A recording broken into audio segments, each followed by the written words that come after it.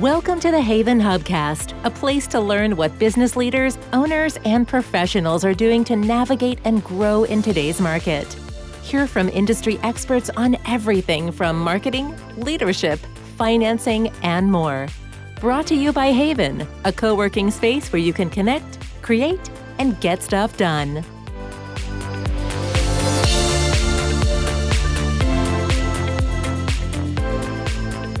Hello and welcome to another episode of the HAYVN Hubcast. I am Nancy Sheed, your host, and I think, super spectacularly excited for a very special episode with two wonderful guests. We have HAYVN's very own founder, Felicia Rubinstein, and we are also joined by another co-working space called the CoCo and their founder, Lynne Pagano. And we're going to be talking all about women-centric co-working spaces. So I'd like to say welcome to you both. And would you mind introducing yourselves? Lynne, we'll let you go first.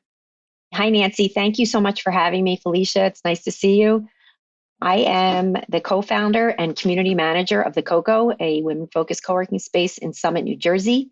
We like to say that we are the hub for women getting things done. I love that. And Felicia, welcome back. Thank you, Nancy. And thank you, Lynne, for joining today.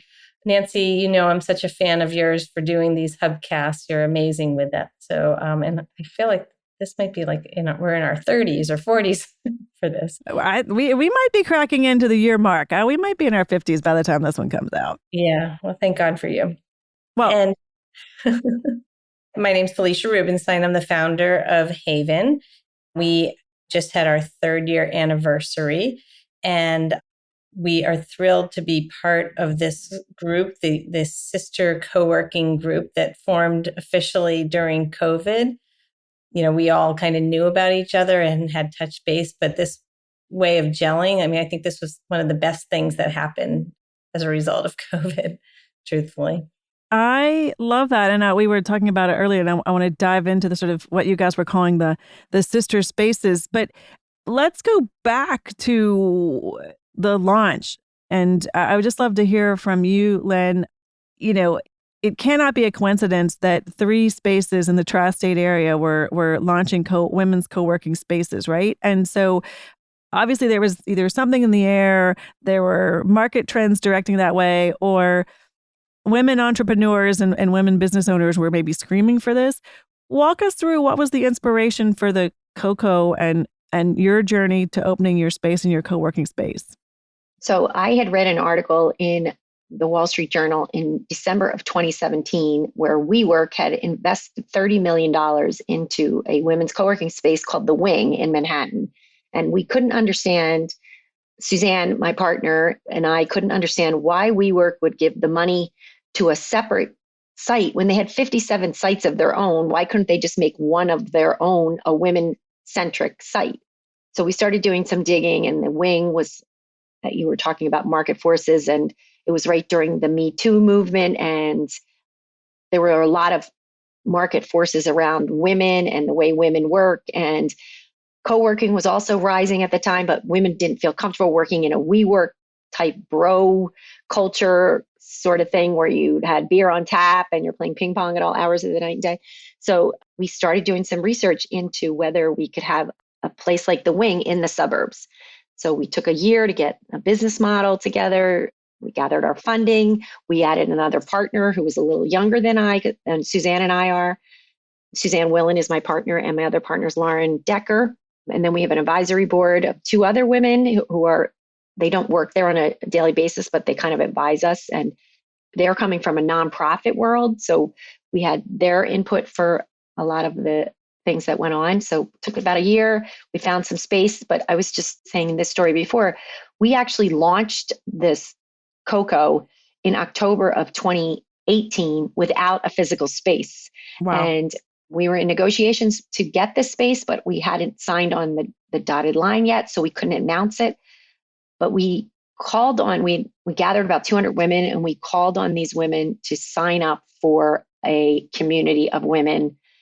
And we had 70 people join in one night. And we were shocked. We couldn't believe it. We were so excited because one of the things we realized in our getting our business plan together is you create the membership before you actually start the business. And that was what we did. And so when we finally opened our doors in 2019, we had members already. So we had a source of revenue already. Nice. And Felicia, how does that sort of compare and contrast to your founders, your sort of startup journey and what was going on and your inspiration for starting the HAYVN? Yeah, I would say there's some similarities there. I think my journey has led me to do something like this, where I originally was in corporate. When I had kids, I stepped down and started a business, had that for 16 years, and then went back to a corporate environment. And, during that whole journey, I was always looking for some support, and it never seemed to find exactly what I needed through my professional journey. And I also was wandering through the city, listening to podcasts. I had heard this WeWork, didn't know that something like that existed. And I had the epiphany. I'm like, oh, I wish I had something like that throughout my career. And I went and visited like 7 or 8 WeWorks in New York City and actually just tried to become a community manager for one of those. But it wasn't a comfortable place for me as a woman. And I also saw there was an age issue too. So I had the epiphany to start something that could really support women wherever they are in their personal, professional journey. And I was at a time in my career that I was looking for my next step. And I wanted to find something that I really could help other people and had a passion for, where I could be of best service. So I had the inspiration and I said, let me just go for it. And, through thick and thin, I've done that. But, I really feel that it's so important to support these people. And I mean, just these past 6 or 7 years, just all the changes that are going on. I know we're going to talk about this later. Like, I feel like this is such an important environment to have for women to support them. Yeah. And you guys have both touched upon this, that there was this, was one of my questions, like coworking existed, but it didn't feel like community for you. So as you were approaching these, women-focused, women-centric working spaces, how did you go about making them different? What makes them, how do you say it sets how do you all set yourself apart from traditional co-working? Or what makes it women-centric? Or what's the magic, that you've sprinkled in to sort of shift the focus? And I know give each of your places very distinct personalities. Lynne, you want to touch upon that for how you did it with the CoCo?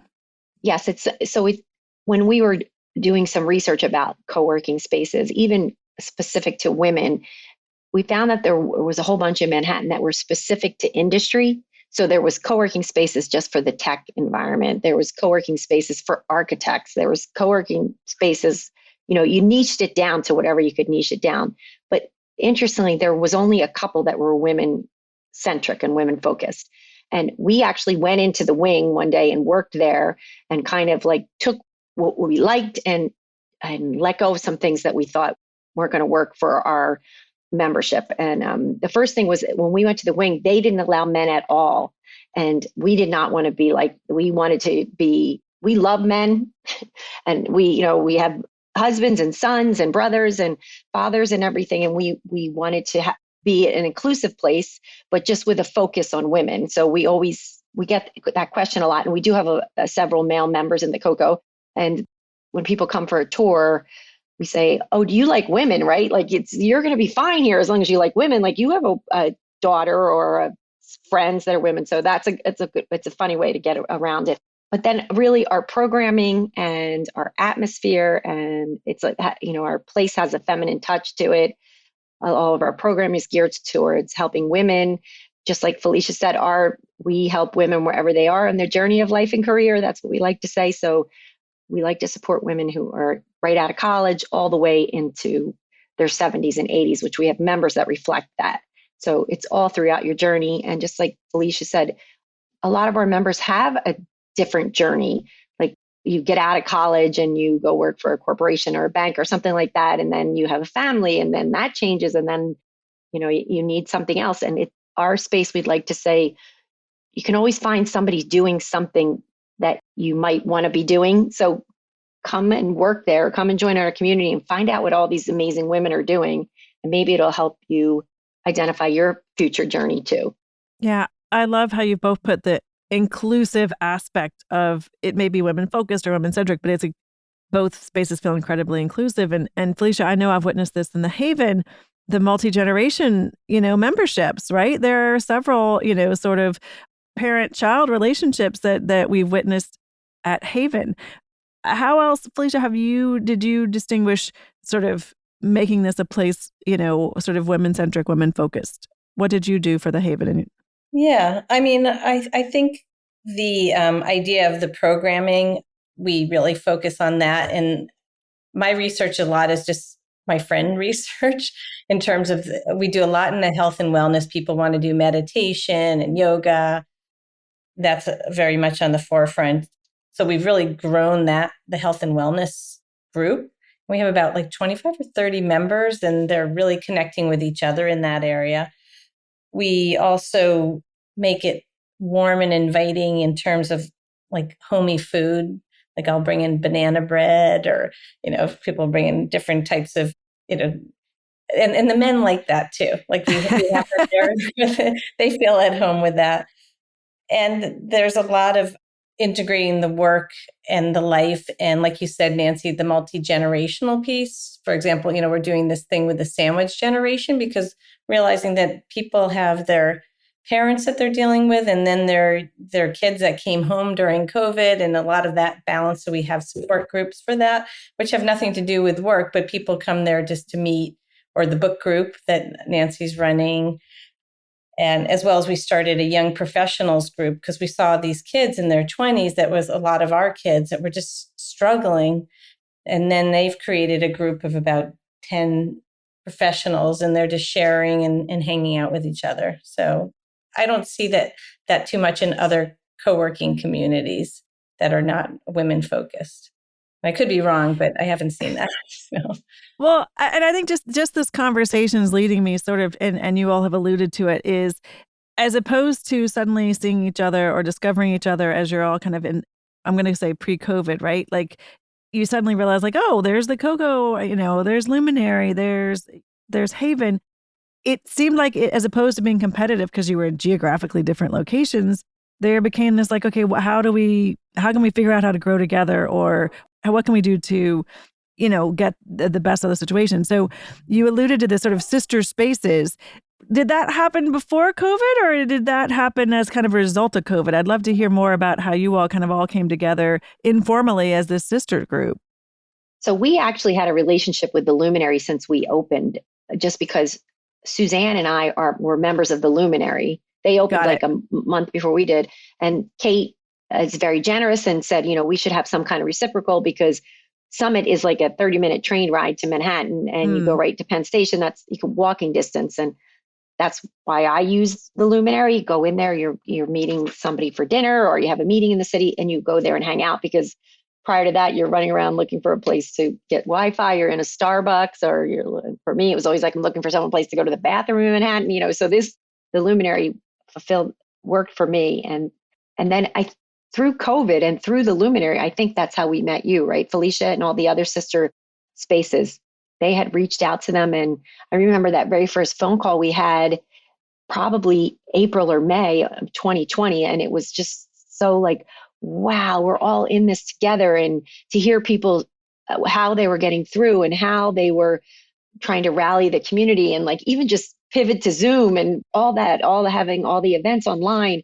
It was so inspiring, but also kind of made you feel good that someone's doing the exact same thing that you're doing. And I remember like the second call, people were talking about how they were talking to their landlords about getting some relief for, and we didn't even think to do that. Like, what? Like, oh yeah, I guess we should call the landlord. We're just trying to stretch it out. So just hearing little things that people did I loved it. I don't know. I got such inspiration from it. I don't know about you, Felicia.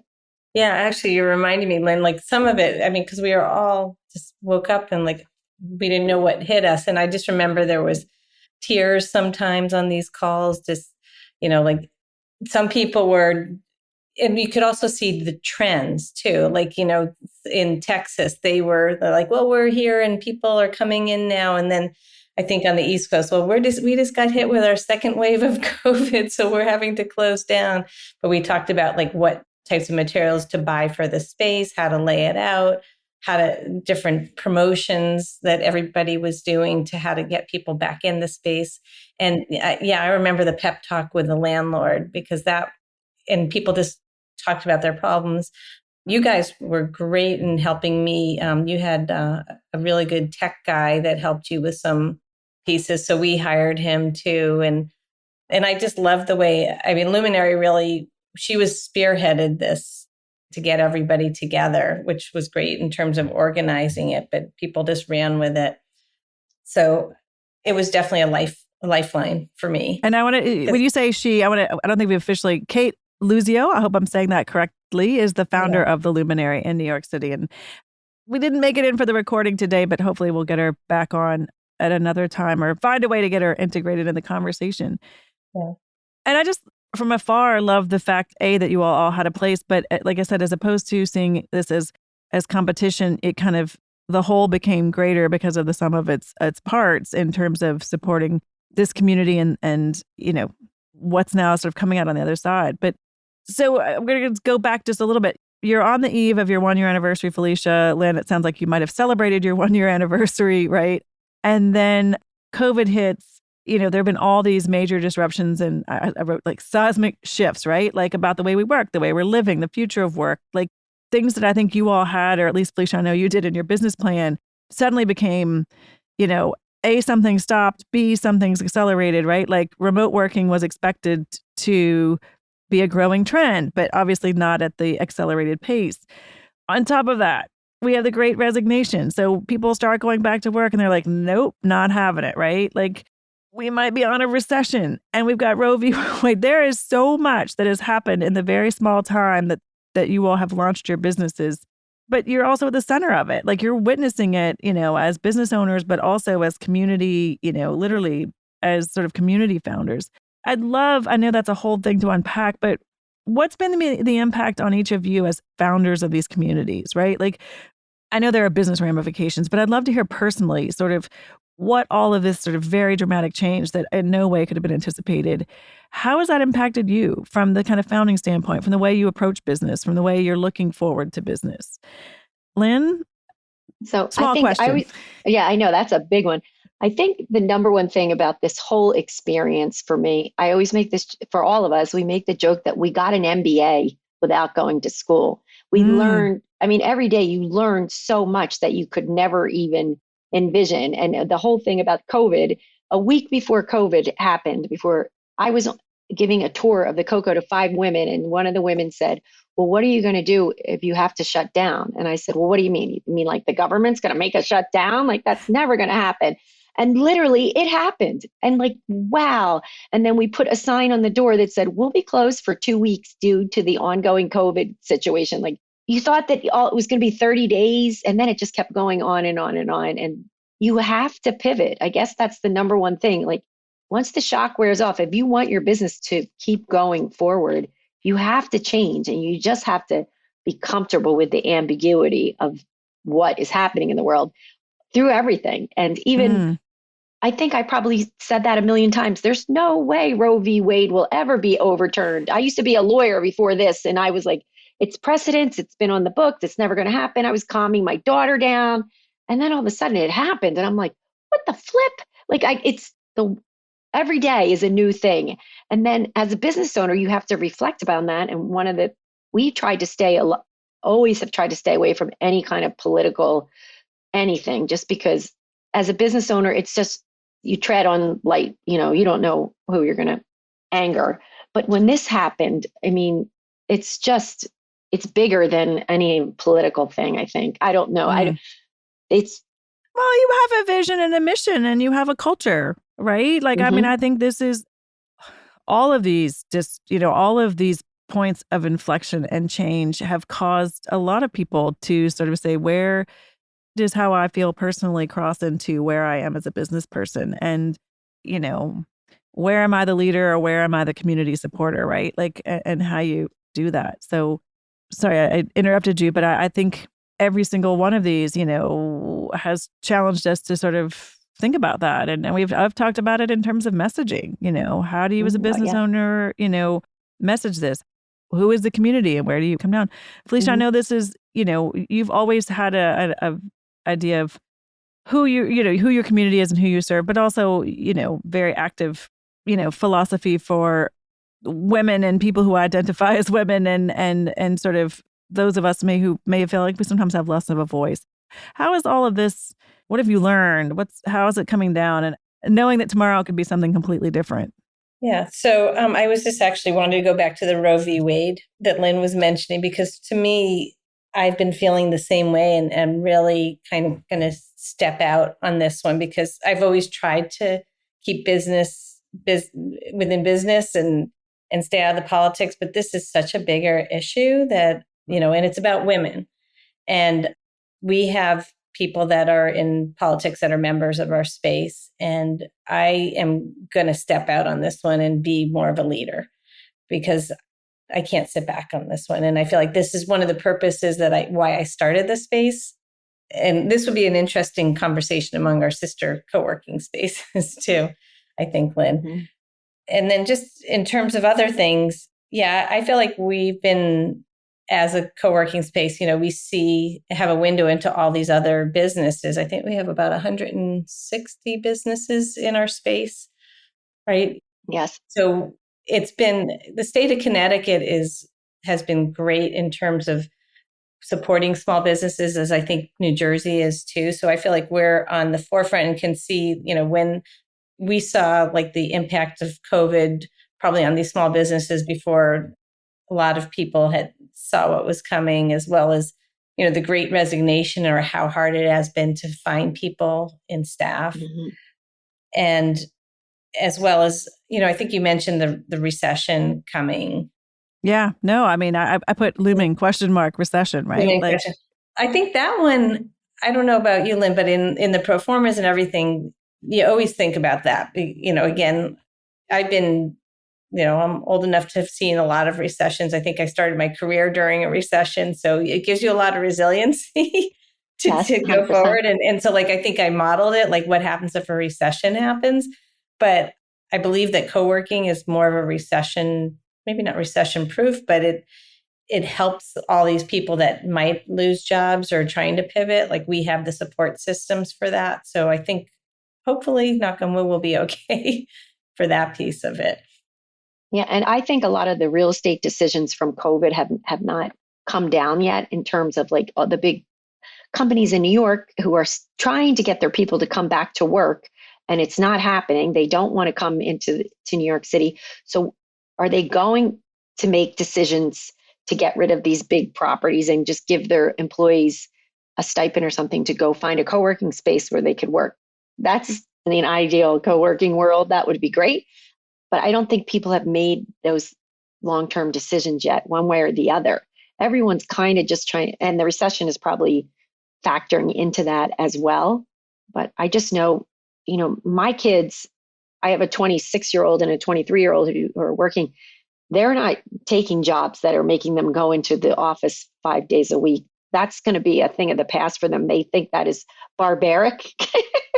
And I'm laughing, especially my daughter just started her first job. And when I had my first job, you worked every day, the day after Christmas, the day after Thanksgiving, you had your 2 weeks off a year, and that was it. You were expected to be there. There was no cutting out early on Friday either. You were there. So it's a whole different world for them now, and good for them, right? Let's change you're it. Forgetting the padded shoulders. Go ahead, Felicia. Sorry. No, I was going to say, I feel like there's going to be a turn in that for these young kids, that they're going to have a little bit of an awakening, because it's happening. There's a lot of layoffs happening in the tech companies now. Mm-hmm.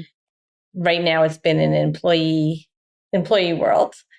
And that's going to change. Mm-hmm. Well, Felicia, you're looking forward. I was going to look backwards for a few minutes and be like, but wait, Lynne, you forgot about the padded shoulder pads, the pantyhose, the power suit. Like, let's just all reflect on, not only we were working, on Christmas Eve until at least noon, if not, 3:30, we were also, and there might have been a lot more hairspray, at least in my, a lot more perms, hairspray, and makeup, I will say as well. Yes. But Anyway, Little looking forward. blue eyeshadow. I had the blue eyeshadow that I turquoise eyeliner. Okay. Mhm. Bringing us back and looking forward, which Felicia was so thoughtfully doing. And we kind of touched upon this, but we're getting, and I think I was reflecting on this, and I think we've talked about the upsides and the downsides of all the change that you have been through. Like, getting an MBA without having to go to school, learning how to plan and a pivot. Felicia, I've personally watched, the HAYVN community just become a completely different community than you may have envisioned, but that virtual actually made it probably a closer knit group in addition to the physical space that I'm not sure you ever planned. We're looking ahead now, and it feels very mixed, right? Like, yay, co-working spaces, and yay, starting businesses, and yet we've talked about a recession. We've talked about Roe v. Wade. In the same vein, I'm seeing that finally, more governments and funds are starting to fund women-led ventures, right? Like, so I feel like there's kind of harbingers of things to come on both sides of the we've gone backwards, we've gone forwards, we've gone backwards, we've gone forwards. So I would say, like, what are you focused on, or what are each of you focused on as founders, right? Like, do you get caught up in the news every day? Are you caught up in trends? What are you focused on? And is it getting through tomorrow, or is it a 5-year plan? But kind of what is your guiding star as you're looking forward? Lynne, I'll put you totally on the spot. Well, I think what has always worked for us is community and listening to what the community wants and needs. Because a lot of times we don't have the answer. We don't know what we should be looking for. We don't know. So as many times and ways that we can get our community to gather and hear from them and really listen to them and see what they need, that's, I feel like, the best business plan we could implement right now. And that's what we're planning on, having something for September, August. A lot of people like to check out in August in our membership, which is great because I like to check out too. So, the fall, listening, getting a pulse of what's happening. I think there is this overwhelming kind of negativity around right now on the heels of Roe v. Wade. So we have to figure out a way to make it positive and steer the conversation to something that's good for our membership and good for the future. So that's really just listening and gathering is what we're going to try to do again. And I love that. Yeah. Mm-hmm. And Felicia, I know you have a very engaged community and we all have a lot of opinions. What are you focused on, or where are you seeing that you want to put more impact, or are you seeing that you've had impact that you want to either go deeper in or try, or maybe even scale back in? I don't know.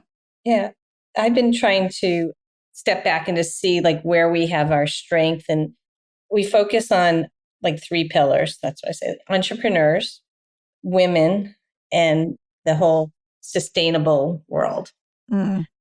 So, and they're kind of combine and overlap with each other, but that's where we're diving deeper.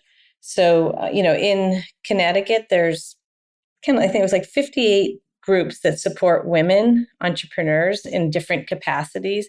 So we want to really be like the hub and not like recreate the wheel, but partner with all these groups like the chambers, and the chambers are having women's groups. There's the Entrepreneur Women's Club, there's Elevate. So we just want to be the hub of that, as well as in the sustainability and social responsibility world. We became a B Corp. And that was wow. That was important to us. We did that that was during COVID. I'm like, well, you know what, I could focus on that. So we did that last year. And in Connecticut, I think there's now 20 companies that are B Corp. So there's kind of starting to be this groundswell, and then there's all these other groups that focus on the sustainability and ESG and social responsibility. So we're trying to become a hub of that and to support those businesses, so that it's beyond just women in that area. And then in general, in the entrepreneur community, we are really working hard at helping female founders in terms of, we're on to our like 12th pitch night for female founders, which has been really fun. And we had started that. That was like the very beginning. That was one of the things I think I did a few of those pre-COVID.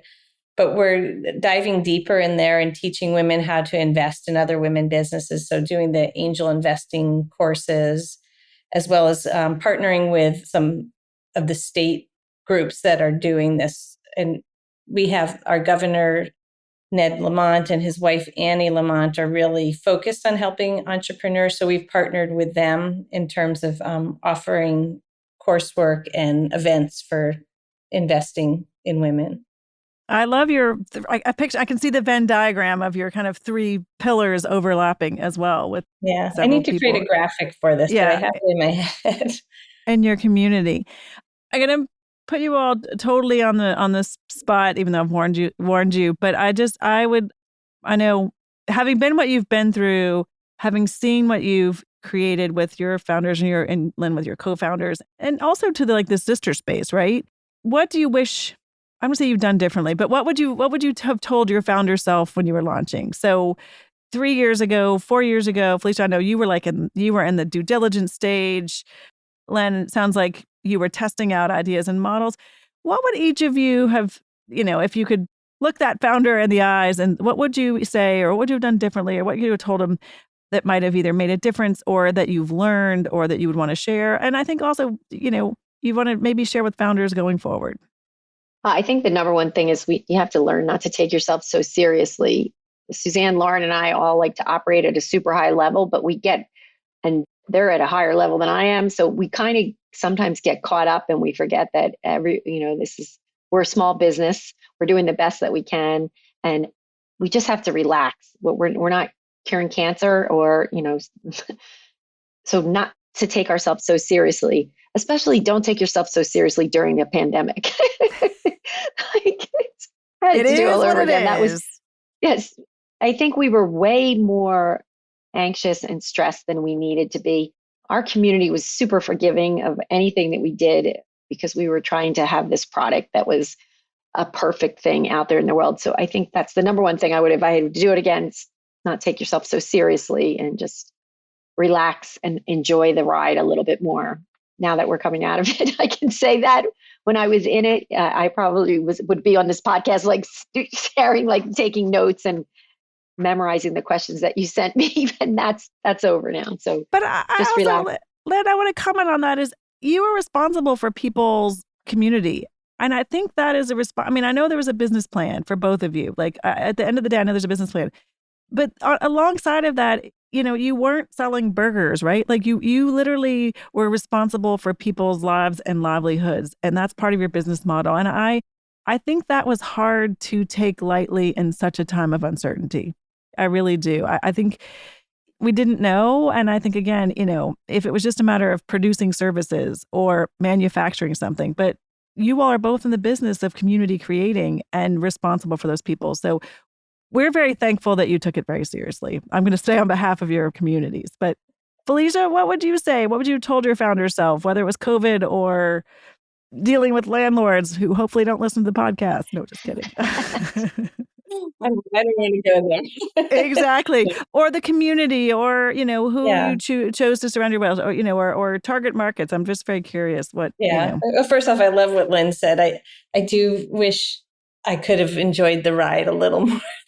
But again, like what you're saying, Nancy, we felt responsible. We also, just launched, so we couldn't let this fail and just move forward. And I think Nancy, you and Christine kind of just forced me to do the HAYVN halftime and pivot that way, which was a great thing. Just, we were there every day at lunchtime because no one else was, and just stepping up and doing it. So that was great. So in terms of looking back, I'm really not a big believer in looking back at anything. And I still feel like everything happens for a reason. And so I think about things like COVID, in a way, if I kept going at the pace I was going right before COVID, I was going to burn out more quickly. It actually gave me a chance to pause and regroup and retool. We had launched this and didn't have our systems in place. I don't know if you feel like that, Lynne, but absolutely, we got our processes down 100%. Yeah. Yeah. So that was an advantage. To do it. Yeah, there was some advantage to this. So I always try to think the positive sides of it. And, I think for the next space, I have some ideas of what I would do differently in terms of how I would build it out. Probably have many more single offices, more storage space, make sure that we have a cafe in the space that my landlord's been promising for 3 years. But I know, Lynne, you guys just moved out and opened a new space. So we did move out, and we have an unbelievable cafe on the first floor that will never have to cook a meal again, because they have breakfast, lunch, and dinner that you take home. What? At 5:00, you go pick it up, and it's phenomenal. So, and has that made a big difference in your community and people coming in? And absolutely. And it's an interesting thing, Felicia, because we went from a 3,200 square foot space to a 2,200. So it's a smaller space, but it's in a more vibrant section of town. And it's right in the heart of what's happening. And we have this beautiful promenade next door where a lot of people come and have lunch for 9 months out of the year. And they grab something at this cafe. So it's a little bit more buzz for us that we're in this different area, where some people would have looked at it as a negative that we had to downsize, so to speak, because, but it's really been a positive for us. It's really kind of created a whole new group of people, a lot of walk-ins, and we're right next to Serena and Lily. So we're like fancy now. So that's like a joke too. But it was a lot of things differently from our first space to our second space, because especially during COVID, we had this big space and everyone had to be 6 feet apart. No one was talking and no one was connecting, and and that's half the reason you go to a coworking space, right? To have some kind of connection with people in there and it wasn't happening organically. And now it is. So it's good. I love that. And you, Felicia, you mentioned future spaces, and Lynne, you're on your second one. And any of I'm going to just throw this out there, and your sister calls, are there any conversations of like mergers or co-spaces, or do the suburbs start overlapping or look interesting? Or are you all sharing leads with each other in terms of what's going on? I mean, I see sister partnerships in our future, maybe. Well, we can go we're all 11 spaces. If you're a member of the CoCo, if you're a member of the HAYVN, you can go to any of those 11 spaces anywhere all over the country, which is great. It is great. I think we're finally starting to think about opening another site, going forward, whereas for a couple of years we weren't. That wasn't even we couldn't even think about it. Right before we closed in 2020, we're going to start looking at other spaces to open a second site, to have 2 or 3 sites. And we actually had appointments with realtors and ready to go, and we canceled everything because of COVID, and we just couldn't. So, I feel like there is some kind of hope there about that. So going forward. And I'd like to also, I love the idea of having our tri-state relationship, and as we grow and doing more that way too. I think each one of us has some great strengths.